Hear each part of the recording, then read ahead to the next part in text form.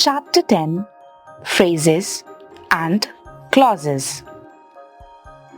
A phrase is a group of words that work together as a unit but do not have a subject and a verb. Phrases cannot stand alone as a complete sentence. There are several kinds of phrases in English that each serve different grammatical functions. Here are some of different kinds of phrases. First, noun phrase. A noun phrase is a group of words that consist of a noun or pronoun. Example, he, she, it, and other words that modify the noun. Modifiers can refer to articles, a, an, the, quantifiers, some, a lot, a little. Demonstrative, this, that, those. Possessive, his, her, their. Adjectives or adverbs. Noun phrases are used to give more information about a noun. They can function as the subject, object, or complement of a sentence. For example, your black cat is always outside. Here, the noun phrase is your black cat. It is used to add detail to the sentence by indicating the subject, cat, and describing it. A cat that is black and belongs to someone. I saw a scary movie at midnight. Here, the noun phrase is a scary movie.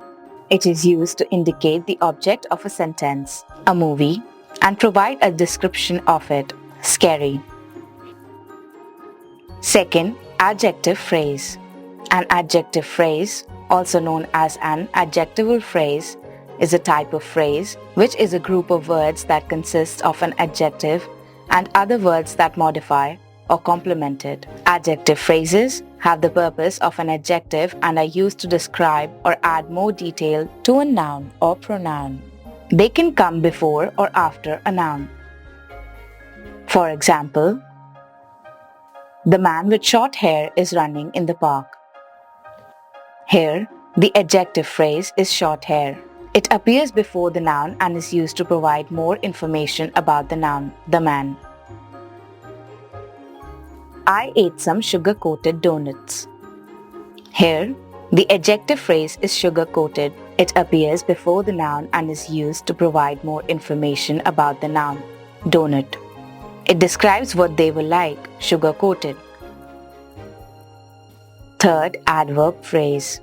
An adverb phrase, also known as an adverbial phrase, is a group of words that consist of an adverb and other modifiers. They have the function of an adverb in a sentence and are used to modify verbs, adjectives, and other adverbs. They can appear before or after the elements they modify. For example, I go to the gym every weekend. Here, the adverb phrase is every weekend. It gives more information about how often the action takes place. He very carefully lifted the trophy.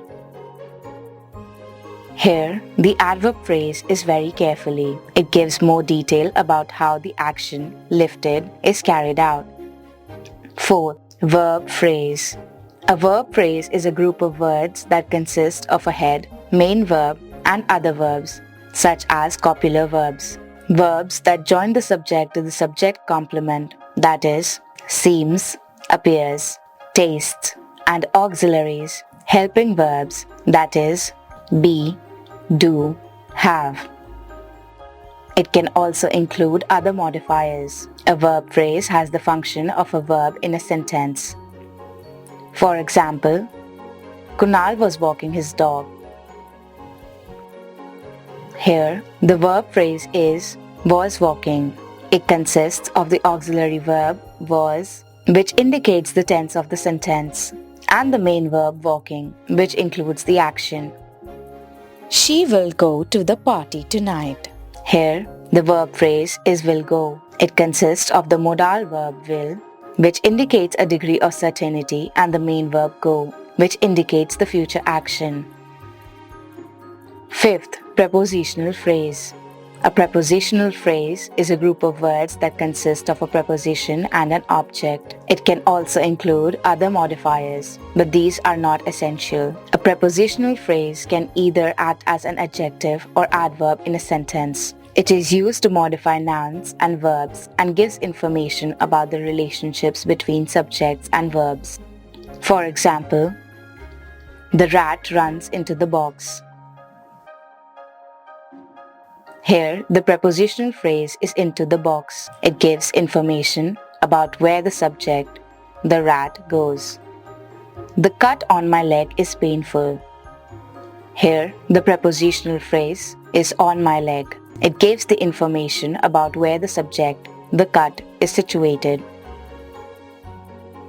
Clause. A clause is a group of words that contains both a subject and a verb. Clauses can be independent and dependent. First, independent clause.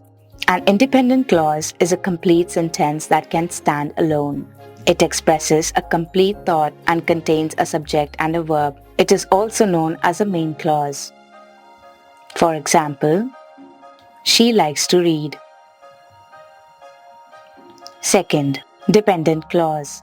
A dependent clause cannot stand alone as a sentence. It needs an independent clause to make a complete sense. It contains a subject and a verb, but does not express a complete thought. There are three main types of dependent clauses: noun clause, adjective clause, adverb clause. Noun clause. A noun clause is a dependent clause that functions as a noun in a sentence. It can act as the subject, object, or complement of a sentence. A noun clause can start with words such as what, who, whom, whose, where, when, why, or how. For example, I don't know what he wants. She asked me if I was going. He told me why he was late. Adjective clause. A dependent clause that functions as an adjective in a sentence is called adjective clause. An adjective clause works like adjective in a sentence. The function of an adjective is to modify, describe a noun or pronoun. Similarly, a noun clause modifies a noun or a pronoun. For example, he wears a shirt which looks nice. The clause which looks nice in the above sentence is an adjective clause because it modifies noun shirt in the sentence. Adjective clause begins with relative pronoun that, who, whom, which, or whose, and is also relative clause. Pronoun that. Modifiers things or people. Used with subject or object. Pronoun which. Modifiers things used with subjects or objects. Pronoun who. Modifiers people used with subjects. Pronoun whom. Modifiers people used with objects. Pronoun whose. Modifiers things or people used with possessive nouns. Adverb clause. A dependent clause that functions as an adverb in a sentence is called adverb clause. An adverb clause, like an adverb, modifies a verb, adjective clause, or other adverb clause in a sentence.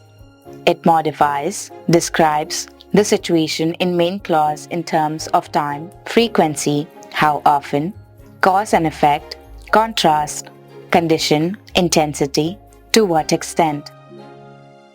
For example, if you work hard, you will be able to score good grades. In case you like it, let us know.